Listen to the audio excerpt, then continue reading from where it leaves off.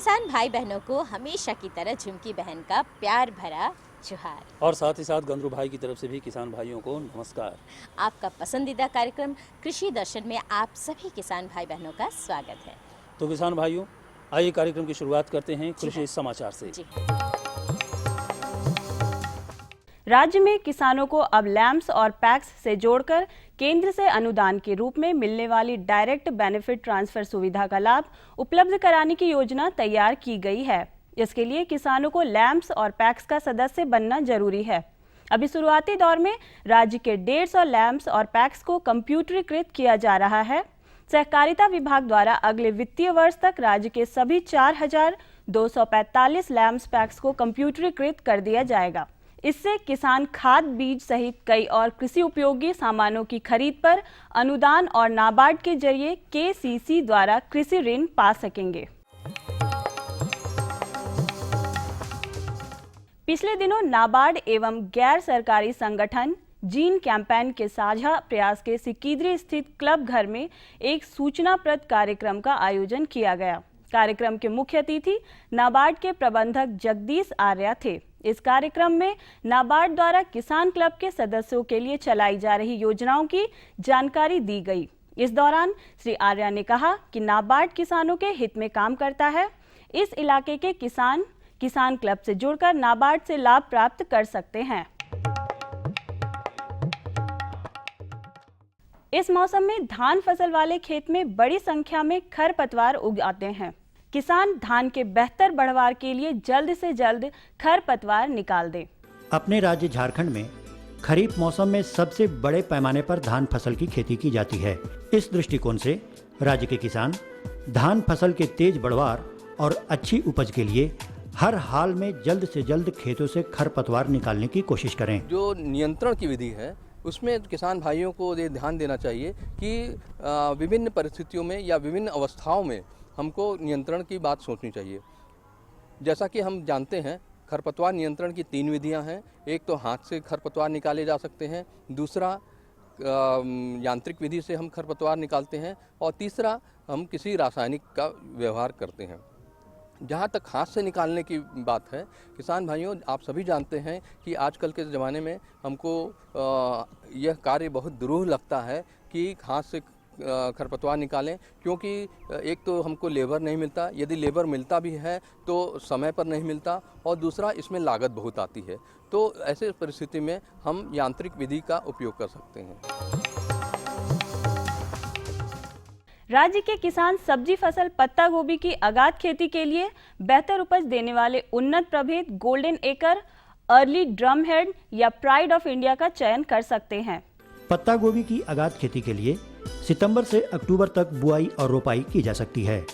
बुआई में 600 से 700 ग्राम बीज प्रति हेक्टेयर की दर से उपयोग करें। साथ ही कतारों के बीच 45 सेंटीमीटर और पौधों के बीच 30 से 45 सेंटीमीटर की दूरी रखें। किसान इन वैज्ञानिक तरीकों को अपनाते हुए बेहतर उपज देने वाले उन्नत प्रभेद गोल्डन एकर, अर्ली ड्रम हेड या प्राइड ऑफ इंडिया लगाएं। इनकी उत्पादन क्षमता 200 से 250 क्विंटल प्रति हेक्टेयर है।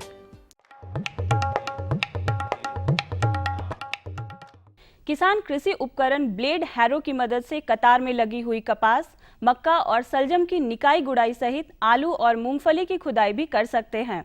इसकी कार्य क्षमता 0.5 से 0.6 हेक्टेयर प्रति घंटा है और ये पशु चालित उपकरण है। अब बारी है एक सफल किसान से मुलाकात की, तो आइए सीधे चलते हैं किसान के पास।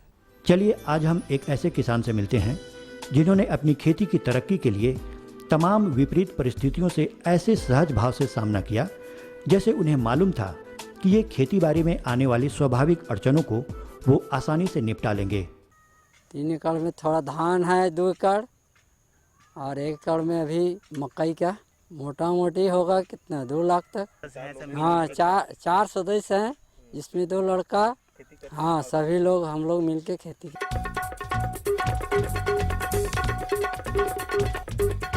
और अब एक नजर राज्य के 5 प्रमुख शहरों के मौसम के मिजाज। आज राज्य के 5 प्रमुख नगरों के अधिकतम और न्यूनतम तापमान कुछ इस प्रकार दर्ज किए गए। रांची का अधिकतम तापमान 28 डिग्री सेल्सियस और न्यूनतम 22 डिग्री सेल्सियस। जमशेदपुर का अधिकतम तापमान 32 डिग्री सेल्सियस और न्यूनतम 24 डिग्री सेल्सियस। मेदिनीनगर का अधिकतम तापमान 33 डिग्री सेल्सियस और न्यूनतम 26 डिग्री सेल्सियस। देवघर का अधिकतम तापमान 34 डिग्री सेल्सियस और न्यूनतम 26 डिग्री सेल्सियस। वहीं धनबाद का अधिकतम तापमान 34 डिग्री सेल्सियस और न्यूनतम 25 डिग्री सेल्सियस दर्ज किया गया।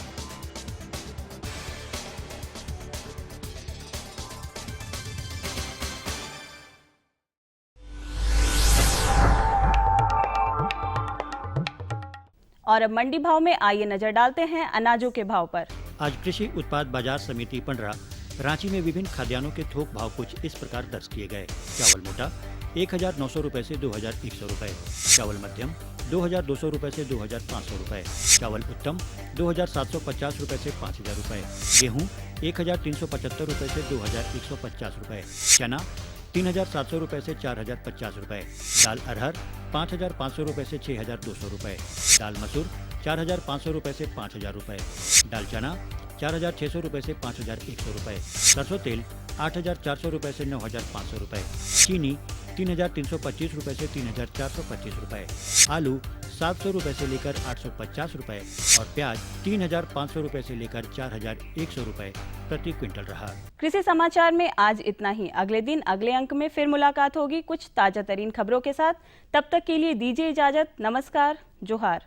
कृषि समाचार के अंतर्गत आपने जानकारी ली मंडी के भाव के बारे में, मौसम के मिजाज के बारे में और खेती बाड़ी के बारे में। लेकिन अब वक्त हो चला है एक छोटे से विराम का।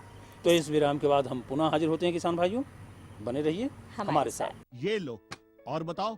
बस। अरे ये क्या भैया जी, बस इतनी सी रासायनिक खाद? किसानी छोड़ रहे हो क्या? किसानी नहीं, नादानी छोड़ रहे हैं। मिट्टी की जांच कराई है। अब तो लालाजी जितनी जरूरत है उतने ही उर्वरक खेत में डालेंगे। हाँ, किसान भाई आज ही अपने जिले की नजदीकी भूमि परीक्षण प्रयोगशाला में मिट्टी की जांच जरूर करवाएं और मिट्टी में पोषक तत्व, नमी व पौधे के विकास को देखते हुए केवल जरूरत के अनुसार ही पोषक तत्व डालें। और हाँ, मिट्टी में गंधक, जस्ता, बोरोन जैसे सूक्ष्म पोषक तत्वों का पता लगाना भी न भूलें। उर्वरक और जैविक खाद के सही उपयोग से भूमि का उपजाऊपन बनाए रखें, उत्पादकता बढ़ाएं, खर्चा घटाएं और बहुमूल्य विदेशी मुद्रा बचाने में भी सहयोग दें। और हाँ, धीमी गति से नाइट्रोजन उपलब्ध कराने वाले उर्वरकों जैसे नीम लेपित यूरिया को प्राथमिकता दें और यूरिया का पत्तों पर छिड़काव करें। अरे वाह, तू तो सचमुच समझदार हो गया रे। अधिक जानकारी के लिए संपर्क करें जिला कृषि अधिकारी या किसान कॉल सेंटर।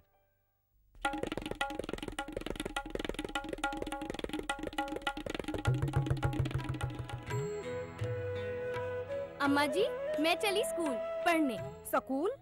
पर शादी के वक्त तो तूने कहा था कि तू पढ़ी लिखी है। अरे अम्मा जी, फार्म स्कूल जा रही हूँ खेती की नई नई बातें सीखने। आप भी चलो ना। फार्म स्कूल, जहाँ खेतों में पैदावार बढ़ाने की हर बात किसानों को सिखाई जाती है, जैसे मिट्टी के हिसाब से सही खाद, बढ़िया बीज और जरूरत के मुताबिक कीटनाशक, ताकि कम लागत में अधिक मुनाफा। विराम के बाद एक बार फिर से स्वागत है आप सभी किसान भाई बहनों का। तो चलिए जानकारी का सिलसिला हम शुरू करते हैं। जी हाँ। तो किसान भाइयों, आज हम आपको जानकारी देने जा रहे हैं राजमूंग की सामयिक देखभाल के बारे में।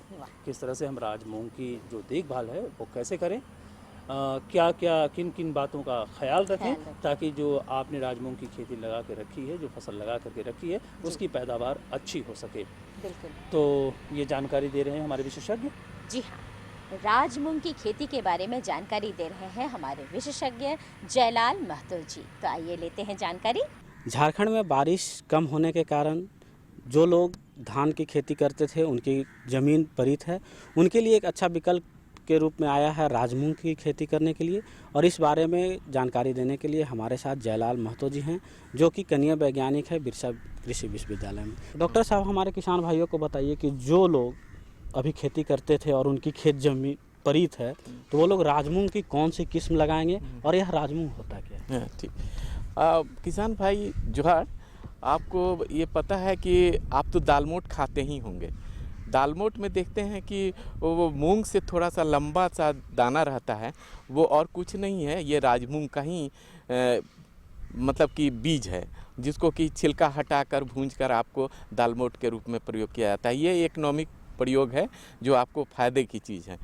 अब रहा कि इसकी खेती का, तो खेती के लिए तो थोड़ा टाइम लेट हो चुका है, लेकिन इसका विकल्प अगर कुल्थी के रूप में भी लें और भी जो लेट वाली फसल है उसको लें, लेकिन ये जो है हमें इसकी जो है हम 15 जून से 15 जुलाई तक करते हैं। अगर कुल्थी ना मिले तो आप इसे लगा सकते हैं, लेकिन इसकी उपज के विषय में है कि ये 10 से 12 क्विंटल प्रति हेक्टेयर मिल जाता है। इसकी वैरायटी जो है 2 किस्में हैं। एक जो है RBL 1 करके है, जो ये 115 से 120 दिन में तैयार हो जाता है। उसके बाद में एक है RBL 6 जो कि 125 से 30 दिन में हो जाता है। उसके बाद में भी और 2 वैरायटी हैं जो RBL 35 है और RBL 50। ये 4 वैरायटी जो है हमारे मतलब कि राष्ट्र के मतलब हमारे देश में, पूरे देश में के लिए ये अनुशंसित किया गया है। डॉक्टर साहब, हमारे किसान भाई जानना चाहेंगे कि जो हमारे पीछे लगी हुई है राजमूंग की फसल, वो कौन सा किस्म है और इसकी उत्पादन क्षमता क्या है? ये एक्चुअली में ये हम आपको जो बताए, ये 2 वैरायटी लगी हुई है। एक जो है हमारे बाएं तरफ है जो RBL 1 है, जो 115 से 20 दिन में हो जाता है। इसकी उपज क्षमता जो है 10 से 15 क्विंटल है। और उसके बाद में चूँकि ये RBL 6 थोड़ा लेट किस्म का है, तो इसमें उपज थोड़ा सा ज़्यादा होता है। लेकिन यही है कि हमारे यहाँ पानी का मतलब कि जो इरिगेशन का सुविधा है बहुत कम है, तो इसलिए हम लोग जो है मतलब कम से कम जो वैरायटी जो कम से कम दिन में पकता है उसे ही हम लोग ज़्यादा चॉइस करते हैं। किसान भाई अब तो किसान जागरूक हो गए हैं, तो थोड़ा सा ये बात को ध्यान रखें कि आप एक ड्रिप इरिगेशन और एक जो है स्प्रिंकलर इरिगेशन है जो आप सिस्टम है जिसको अपनाने का कोशिश करें।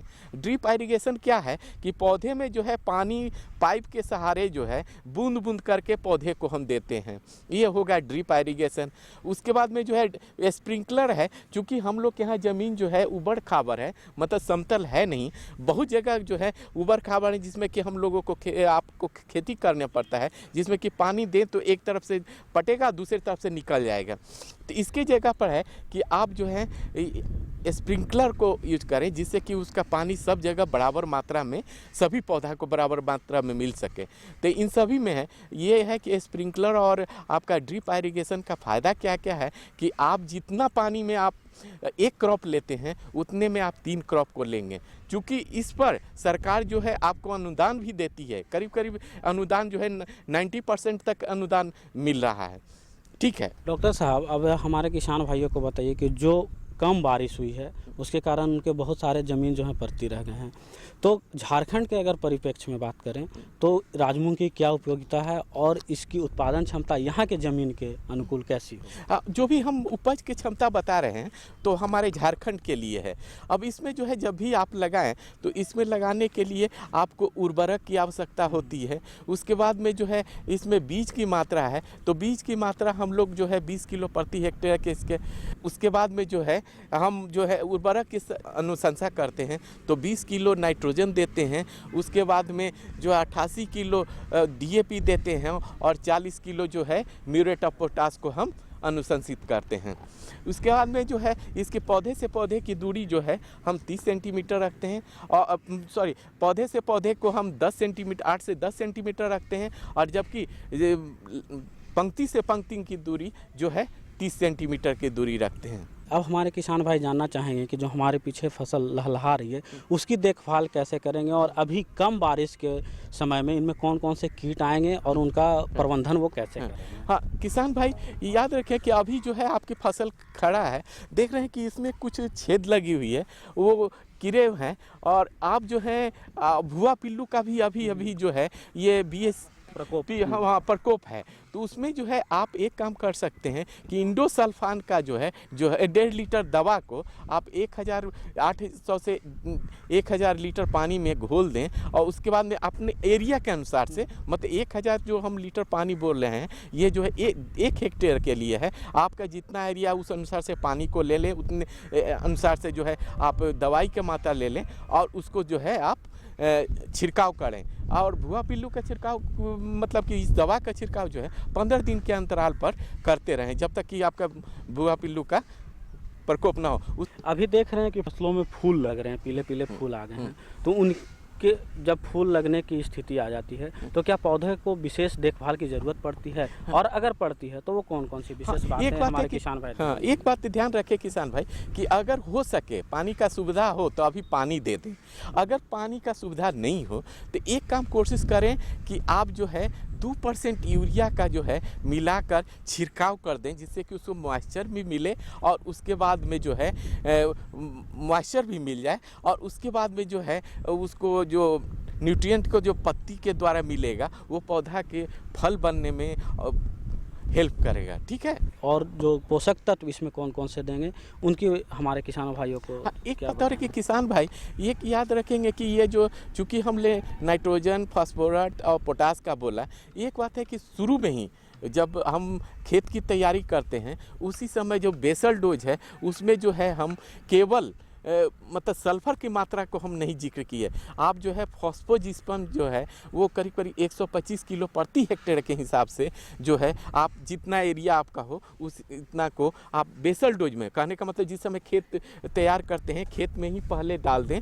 हाँ, शुरू में ही, बाद में इसको डालने की ज़रूरत नहीं। हाँ, 2% यूरिया को जब चाहें आप जो है इसको स्प्रे के रूप में ऊपर से आप कर सकते हैं।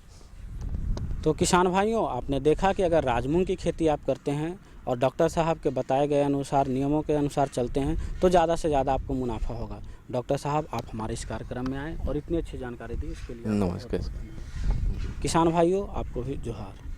वाह, काफ़ी अच्छी जानकारी थी झुमकी बहन, और हमें लगता है कि जो किसान भाई हमारा कार्यक्रम देख रहे हैं इस जानकारी से उनको काफ़ी लाभ मिला होगा। लेकिन अगली जो हम जानकारी देने वाले हैं अपने किसान भाइयों को वो जानकारी तो हम जरूर देंगे उनको, लेकिन हमारे कारू दादा अभी तक नहीं आए हैं। क्या किया जाए? तो चलिए कारू दादा के पास चलते हैं हम लोग। हाँ, वही अच्छा रहेगा। तो किसान भाइयों, आप भी हमारे साथ चलिए। जी हाँ, चलिए आइए। कारू दादा, ओ कारू दादा, जोहार जोहार जोहार, का हालचाल? सब ठीक ठाक। अरे अभी तक आप घर में हैं? अरे वो क्या हुआ ना, हम अपना बच्चा लोग को रसायन पढ़ाने लगे। रसायन? हाँ, रसायन जो केमिस्ट्री विज्ञान, रसायन विज्ञान पढ़ाने लगे। तो उसमें संकेत जो है ना, ठीक है, संकेत सूत्र वही बताने। तो उसमें एक चीज आया गंधक। अच्छा। गंधक को अंग्रेजी में बोलते हैं सल्फर।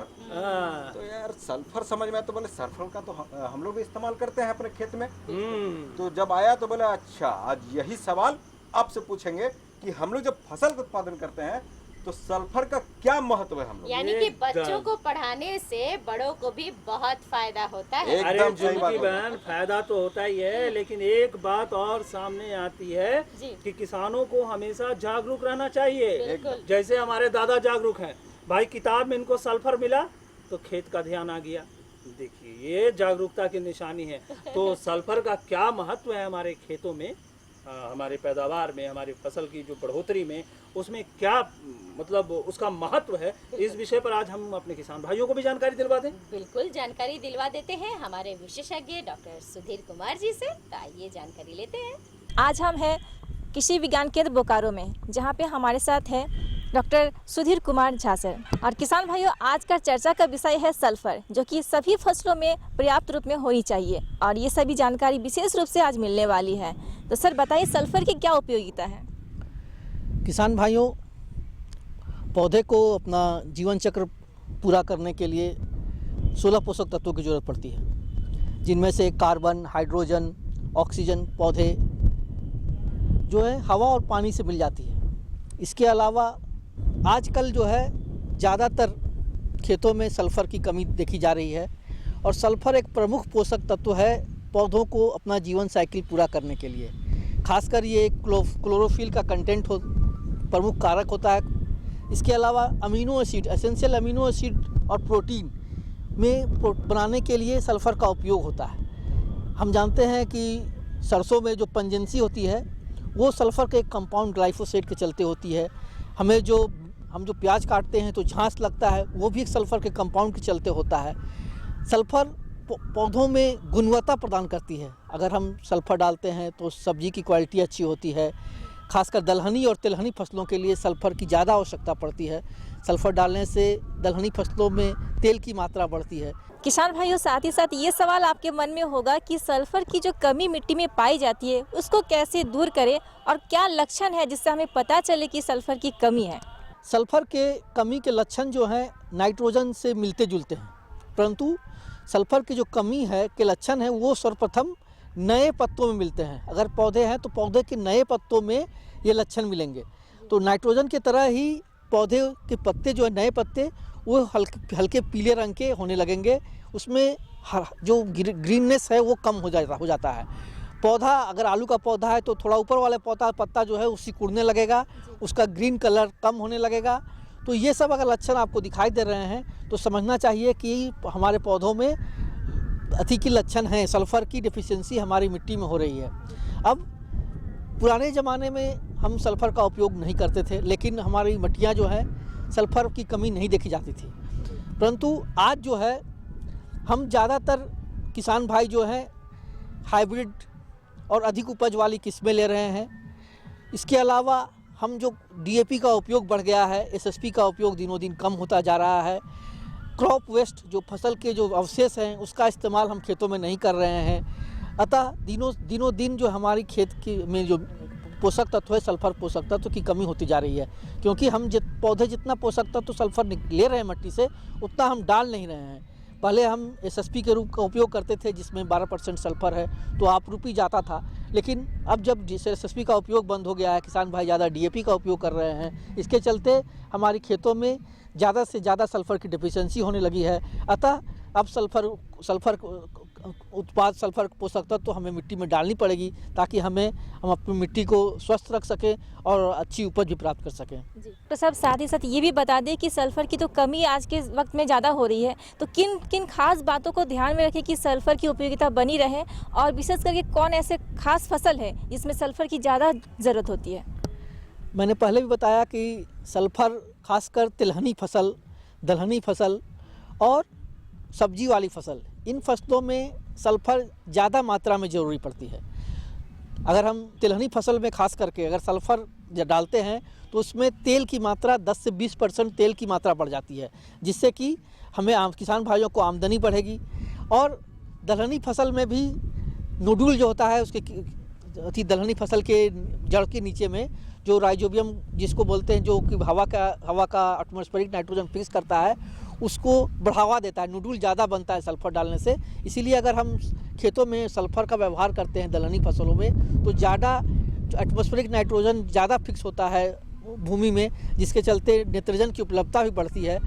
और इसके अलावा खासकर सब्जी फसलों में गुणवत्ता में सुधार करती है, फसल में चमक आती है, उसके गुण जो है कड़ा होता है सल्फर के चलते पौधों में बढ़वार अच्छी होती है, उसके ग्रेन्स जो हैं ग्रेन में चमक आती है और ऑयल कंटेंट बढ़ता है खासकर तिलहनी फसलों में। इसलिए किसान भाइयों को सल्फर पर विशेष ध्यान देना चाहिए आजकल, और इन्हीं सब बातों को ध्यान में रखते हुए किसान भाइयों को अब अपने खेतों में सल्फर उर्वरक का इस्तेमाल करना चाहिए। आज के युग में सल्फर चौथा पोषक तत्व माना जा रहा है। पहले हम नाइट्रोजन, फास्फोरस और पोटास 3 ही पोषक तत्व मानते थे मुख्य रूप से, अब सल्फर को चौथे पोषक तत्व के रूप में माना जा रहा है। और इसके लिए खासकर इसकी जो मात्रा है 20 से 40 केजी प्रति हेक्टेयर सल्फर का उपयोग खेतों में किसान भाइयों को करना चाहिए। अगर तिलहनी फसल है तो 40 से 50 केजी, और अगर सीरियल क्रॉप है जैसे धान गेहूँ है तो कम से कम 20 केजी सल्फर का उपयोग प्रति हेक्टेयर के रूप में करना चाहिए।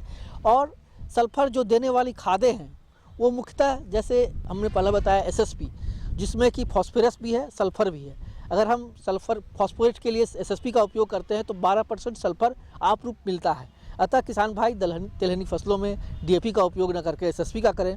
इसके अलावा पाइराइट है, जिप्सम है, पोटेशियम सल्फेट है, एनपीएस, इफ्को का एक ग्रेड आता है एनपीएस, इन सब खादों का उर्वरकों का उपयोग कर सकते हैं, अपने खेतों में करें ताकि आपके खेतों में सल्फर की पर्याप्त मात्रा फसलों को मिले और आपको अच्छी उत्पादन मिले और आपकी मिट्टी की उर्वरा शक्ति भी बनी रहे। किसान भाइयों, आपने देखा कि सल्फर वाकई में काफ़ी महत्वपूर्ण है और हर फसल के लिए ज़रूरी है। डॉक्टर साहब ने तमाम वो जानकारियाँ दी जो कि आपको ज़रूरत के अनुसार अगर उसका समय समय पे आप ध्यान रखेंगे तो बिल्कुल आपको लाभ मिलेगा।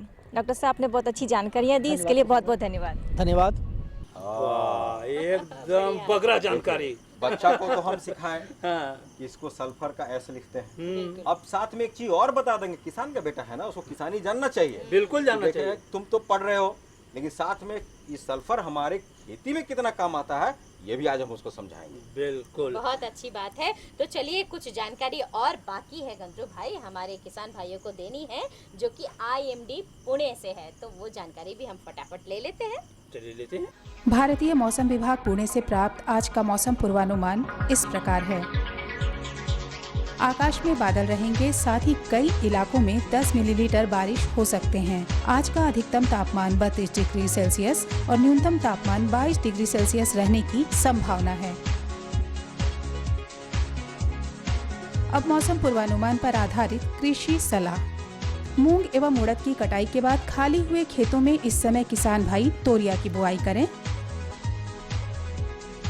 धान फसल में अगर सांडा कीट का आक्रमण हो रहा हो तो मोनोक्रोटोफास दवा की 1.5 मिलीलीटर मात्रा प्रति लीटर पानी की दर से घोलकर छिड़काव करें।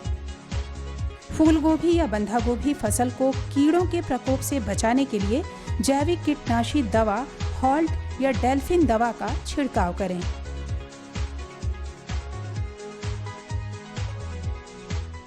चलिए ये काम भी हमारा पूरा हुआ, लेकिन गंद्रू भाई का एक काम बाकी रह गया, वो भूल ही जाते हैं हमेशा।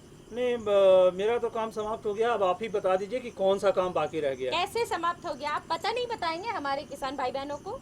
अरे हमारे किसान भाइयों को पता सब जानकारी है भाई, लेकिन एक बार फिर हम बता देते हैं। हमारा पता नोट कीजिए किसान भाइयों। हमारा पता है कार्यक्रम कृषि दर्शन, कृषि प्रकोष्ठ, द्वारा केंद्र निदेशक, दूरदर्शन केंद्र, रातू रोड, रांची, पिन संख्या 834001। तो हमें रहेगा आपके खतों का बेसब्री से इंतजार।